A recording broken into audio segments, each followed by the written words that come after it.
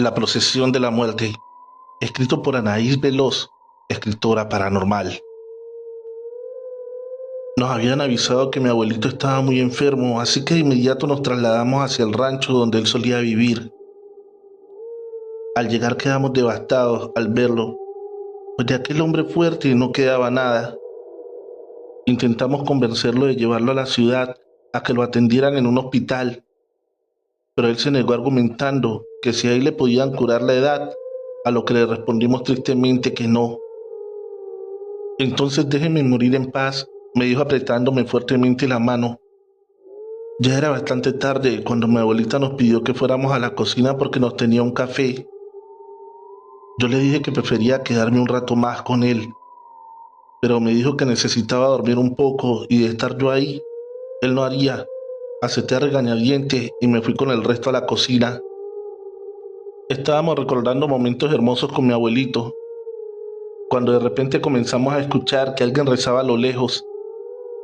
Algo sorprendidos nos asomamos por la ventana, pues nos parecía bastante extraño que alguien anduviera en las calles a esa hora, pues eran cerca de las 2 de la mañana, pero por más que alumbramos con el teléfono, no logramos ver a nadie. Después de algunos minutos nuevamente comenzamos a escuchar los rezos, pero esta vez pudimos distinguirlo más claramente. Se podía escuchar cómo varias personas en conjunto oraban. Esta vez mi abuela comenzó a llorar y nos dijo que pasáramos uno por uno a darle un beso al abuelo, pero que nos pedía que por favor no tardáramos, pues quería que todos alcanzáramos a despedirnos. Una de mis primas le dijo bastante molesta: ¿pero de qué demonios hablas, abuela? Él aún está vivo. Pero no por mucho tiempo, hija. Nos quedamos helados al escuchar las palabras de mi abuela. ¿Cómo era posible que se atreviera a decir eso? Faltaban solo 2 por pasar, cuando los rezos se escucharon afuera de la casa y eso provocó que mi abuela apagara las luces de inmediato y nos pidió que viéramos, lo que viéramos, por nada del mundo nos moviéramos. En ese momento un fuerte viento abrió la puerta de golpe y vimos como un grupo de personas bastante grande entraba directo a la habitación de mi abuelo. Por un momento creí que se trataba de la gente del pueblo, hasta que un impulso me hizo voltear hacia el suelo. Estuve a punto de gritar, pero mi abuela logró taparme la boca. Se preguntarán cómo fue que pude ver eso si segundos atrás habían apagado la luz. Pues toda esa gente llevaba velas en las manos, unas más grandes que otras. Todas vestían de negro y muchas tenían el rostro cubierto. Conforme entraban a la habitación de casa, se ponía cada vez más fría. Mis ojos no daban crédito a lo que veían, pues era imposible que cupiera tanta gente en la casa. Los rezos en ningún momento cesaron, todo lo contrario, cada vez se escuchaba más claro y fuerte. De repente la procesión comenzó a salir, siempre mirando hacia enfrente. Y justo a la mitad de aquel tumulto vimos a mi abuelo entre ellos sosteniendo una vela casi a punto de apagarse. Al salir los últimos, mi primo se paró en la puerta y le gritó a mi abuelo, y toda esa gente volteó y quedamos horrorizados al ver expuestos sus rostros, pues sus caras estaban totalmente descarnadas. Se dirigieron a mi primo y después de rodearlo prosiguieron nuevamente su camino, dejando tirado el cuerpo de mi joven primo. Al dejarlos de escuchar, mi abuela prendió la luz y corrió a revisar a mi primo solo para darse cuenta de que estaba muerto. Yo corrí a la habitación de mi abuelo esperando encontrar la cama vacía, pero qué equivocada estaba. El cuerpo de mi abuelo yacía sobre la cama, con la única diferencia que tenía una mueca de terror, igual a la de mi primo. Trasladamos los cuerpos hacia el hospital con la esperanza de que pudieran hacer algo por ellos, pero lamentablemente ya presentaban rigor mortis. Fueron sometidos a la autopsia debido a que habían fallecido en casa, y vaya sorpresa que nos llevamos al saber que ambos habían muerto por causas naturales. Nadie mencionó lo que había sucedido, pero durante el funeral me armé de valor y le pregunté a mi abuela qué demonios había sido todo eso. Ella me dijo bastante afligida que era la procesión de la muerte, un grupo de almas en pena que vagan por el mundo recogiendo las almas de los recién fallecidos como parte de su penitencia para alcanzar la gracia eterna. Y a mi primo, ¿por qué se lo llevaron, abuela? Porque fueron ellas, ¿cierto? Él estaba muy bien antes de eso. Sí, hija, fueron ellas. Pues decía mi mamá que nunca se les debe interrumpir, y todo aquel que se atreva a eso se castigará uniéndolo a la procesión por toda la eternidad. ¿Y cómo sabes todo eso, abuela? Porque vi cuando ellas se llevaron a mi padre, hija, y mi hermano ingenuamente intentó detenerlas para evitar que se llevaran a mi padre, y mira, también se lo llevaron a él, y tú lo viste en la procesión. Sí, hija, y creo que ahora tu primo tomará su lugar. Suelen liberarlos cada que llega un reemplazo. Antes de continuar con el siguiente relato, pido que por favor le des fuerte al botón de suscripción y actives la campanita de notificaciones. Recuerda compartir este video, eso nos ayudaría muchísimo. Pompas fúnebres, escrito por Daniel Canal Flores. El último día del año, asistí al tanatorio para despedir a un buen amigo. Su familia estaba desolada, solo aliviados por la multitudinaria presencia que acudió a mostrar cariño y respeto al difunto. Cerca de las 9 de la noche, un terrible apretón desgarraba mis intestinos, obligándome a buscar el lavabo con urgencia. Al salir, encontré las luces apagadas, la puerta principal cerrada y a nadie más allí. Había dejado el móvil en el coche y no sabía bien qué hacer. Inspeccioné la recepción y las salas adyacentes en busca del portero, pero únicamente me acompañaban el silencio y los muertos. Tampoco hallé ningún terminal telefónico o siquiera una cabina. Al menos una máquina expendedora ofrecía café y otra con varios tipos de snack. No me iba a morir de hambre, aunque mi estómago aún no toleraba mucha cosa. Extraje un té y me acomodé en uno de los sofás. Debí quedarme dormido porque desperté al escuchar unas voces alborotadas. Por una puerta entreabierta contemplé, con horror, los ataúdes abiertos y a los muertos en un total alboroto, celebrando la Nochevieja. Incluso mi amigo estaba allí. Pasé la noche atrincherado en el cuarto de las escobas, y cuando pude salir, no expliqué nada a nadie. Nunca me hubieran creído. La amiga de mi hija, escrito por Alex Morales Gómez. Misterio y terror. Síguelo. Esta historia es real. La viví ya hace algunos años, pero por petición de mi amigo la quise contar para publicarla en su página. No me quise ir de casa después de que mi esposo murió. Él estaba solo con nuestra hija de 4 años. Al parecer unos hombres entraron a robar y él, por impedirlo, lo asesinaron. 2 puñaladas en el cuello le arrebataron la vida. La policía dice que los acontecimientos son casi que inexplicables. 1, porque se iban a robar, no se llevaron nada. 2, los 2 cortes en el cuello fueron certeros. Ambos eran mortales, pero no se pudo identificar nunca alguna arma de aquella forma. Los médicos forenses aseguran que fue como una garra. Después de que mi esposo murió, mi vida se volvió un caos. Necesitaba quien cuidara a mi hija. Para más zozobra, la niña empezó a hablar con una amiga imaginaria. Cada día pasaba más tiempo con ella. Jugaba, reía, lloraba.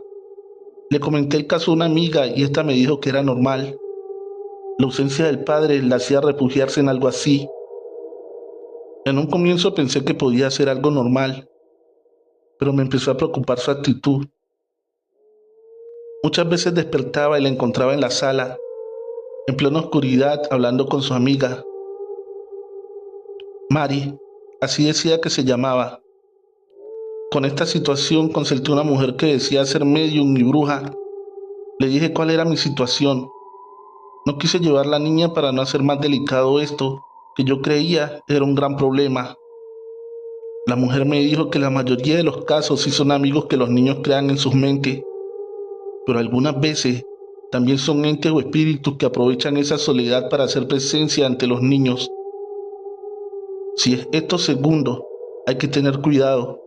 Para descubrir si es imaginario, solo hay que estar con ella a casi todo momento, jugando y hablándole. Si es así, en poco tiempo se olvidará de él.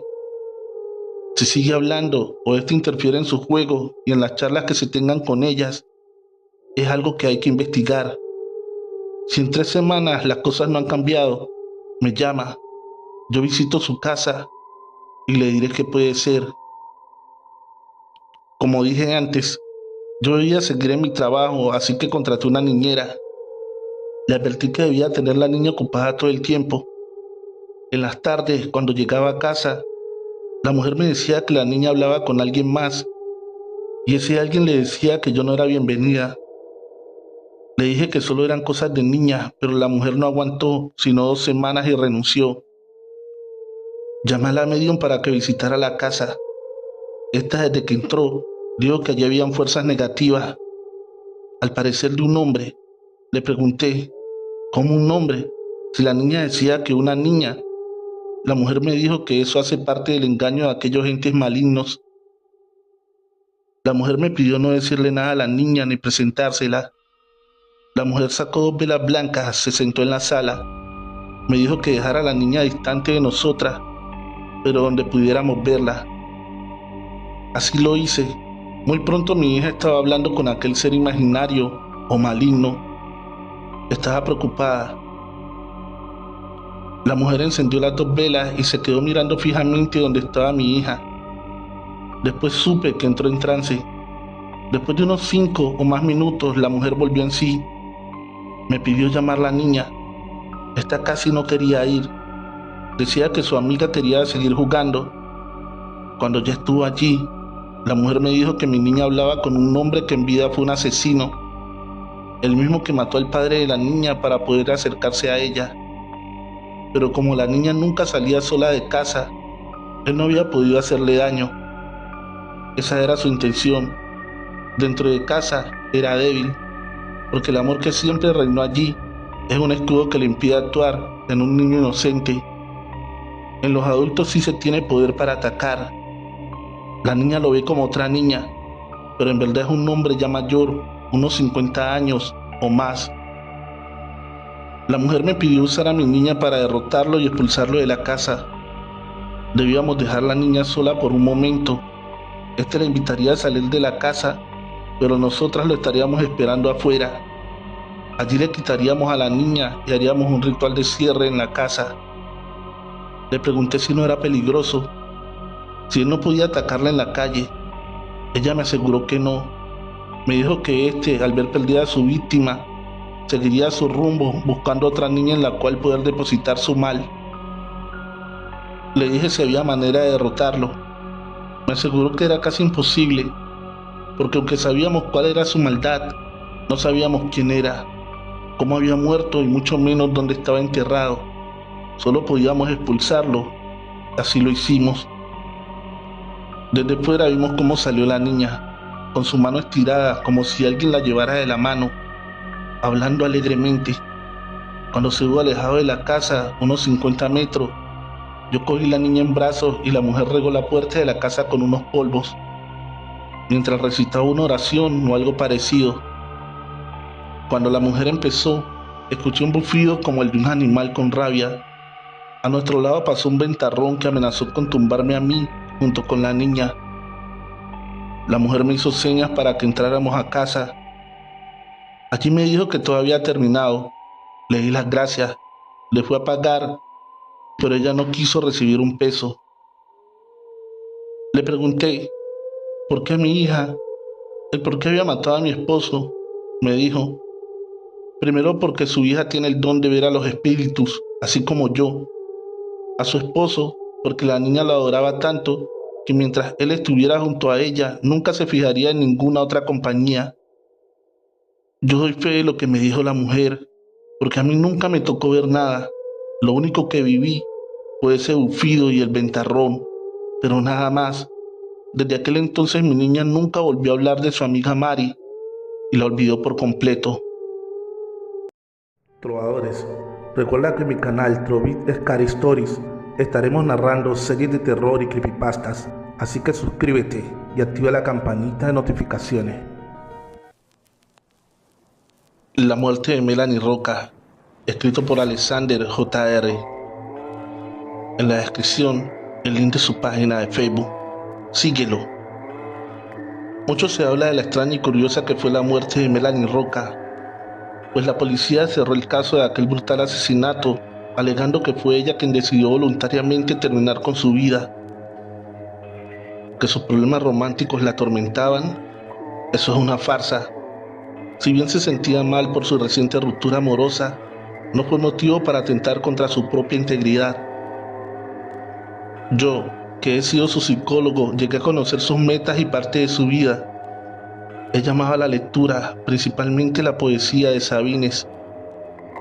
Quizás su estilo no era el de Bukowski, sino más bien de un Mario Benedetti. Adoraba las novelas de autoras clásicas como Jane Austen o Emily Bronte, y sus aspiraciones recaían justamente en llegar a ser una gran escritora y compartir sus más vehementes sentimientos a través de la poesía. Pero ya no está. Sus sueños terminaron el día en que su hermana gemela le arrebató la vida. Sí, yo conozco la verdad del caso, porque así como conocí a Melanie, también conocí a Yelena, su hermana. Yelena también era una gran lectora. No obstante, sus gustos iban más hacia el lado oscuro. Leía a Howard Phillips Lovecraft, a Edgar Allan Poe, amaba los documentales de asesinos seriales y devoraba libros enteros de filosofía oscura. Alguien me decía alguna vez, las personas que aman la lectura no pueden ser malas personas, no pueden tener maldad en su ser, pero es exactamente en ese punto donde se equivoca. ¿Que la lectura nos hace buenos? No. Adolfo Hitler era un ávido lector y no por eso dejó de exterminar alrededor de 6 millones de judíos. Y así muchos ejemplos de perversos que llegaron al poder gracias a sus conocimientos, porque verdaderamente la lectura podrá liberarnos de la ignorancia y la estupidez, pero no de la maldad. Retomando el caso de Yelena, su envidia por Melanie era excesiva. Su rencor por ser la favorita la llevaba a insultarla a cada momento. No la dejaba ni un minuto en paz. Sus palabras hirientes estaban matando en vida a su hermana, que solamente quería progresar, y la incitaba constantemente a terminar con su vida. Melanie resistió cuanto pudo, pero al parecer Yelena ganó.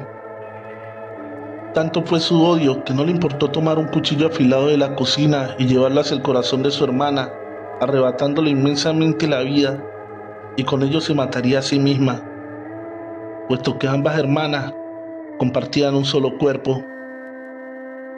Sí, yo conocí su historia y por eso puedo asegurar que Melanie no se quitó la vida. A Melanie asesinó su propia hermana.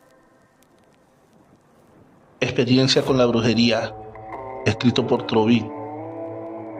Hay muchas historias sobre brujería que podría contarte, pero en especial hay unas cuantas que impactan demasiado, como esta que vas a escuchar.